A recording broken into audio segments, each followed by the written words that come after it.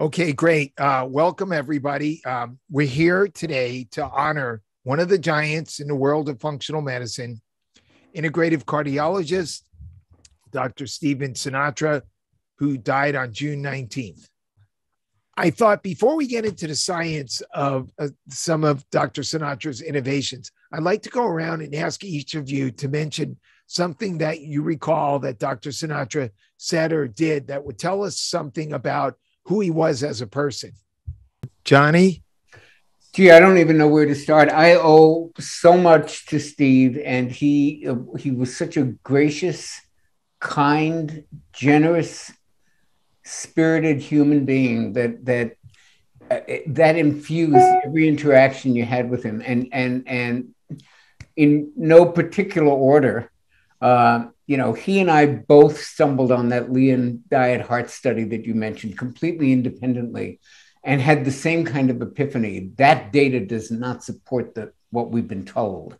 And we both started wondering about it. And we had so many other things we found in common. We both did postdoctoral work in psychology. I have a master's in psychology. He was trained as a bioenergetic psychologist. And I think it really informed the way we looked at disease in general. We devoted, in the revised version of The Great Cholesterol Myth, we spent 1/3 of the book not talking about diet, exercise, supplements, or anything. We talked about heart math. We talked about community. We talked about relationships. We talked about sex life. We talked about the gut.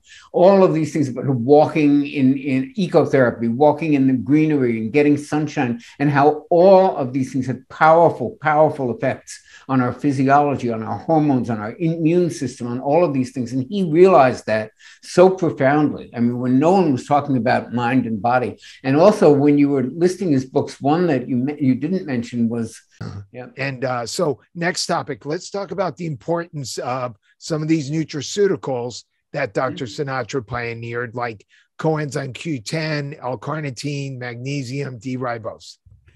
He called them the awesome foursome.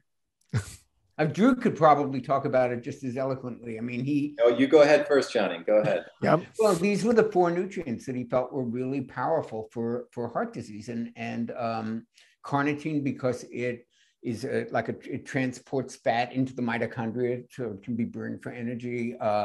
Magnesium, because it's just needed for 300 different biochemical operations, and it lowers blood sugar and it lowers blood pressure. Coenzyme Q10, he was one of the biggest proponents of coenzyme Q10, which basically is a nutrient that helps your heart make more ATP. It helps everything make more ATP, but the heart never takes a vacation. So it was very, very heart healthy nutrient. And D-ribose is something we're using to this day.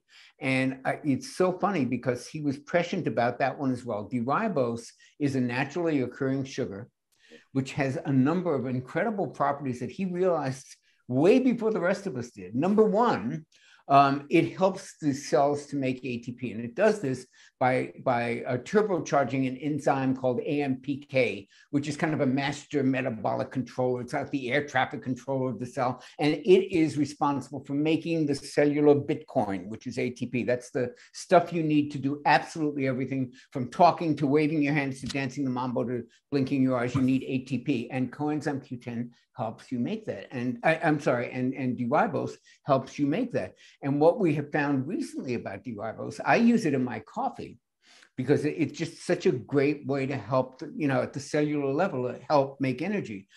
And I wondered myself, I thought, this is awfully sweet tasting. It's really fantastic. If you like, stevia or monk fruit, any of that stuff in your coffee, this is just as good, but it's got to raise your blood sugar, right? No, it's the miraculous thing about this naturally occurring sugar that's good for energy is it actually has been used in diabetes treatment, and it actually helps lower. It's a 5-carbon sugar versus a 6-carbon sugar like glucose and sucrose. Exactly. That's the difference.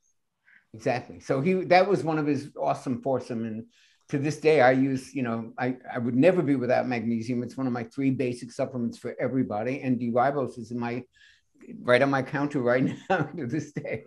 And coenzymes is my vitamins.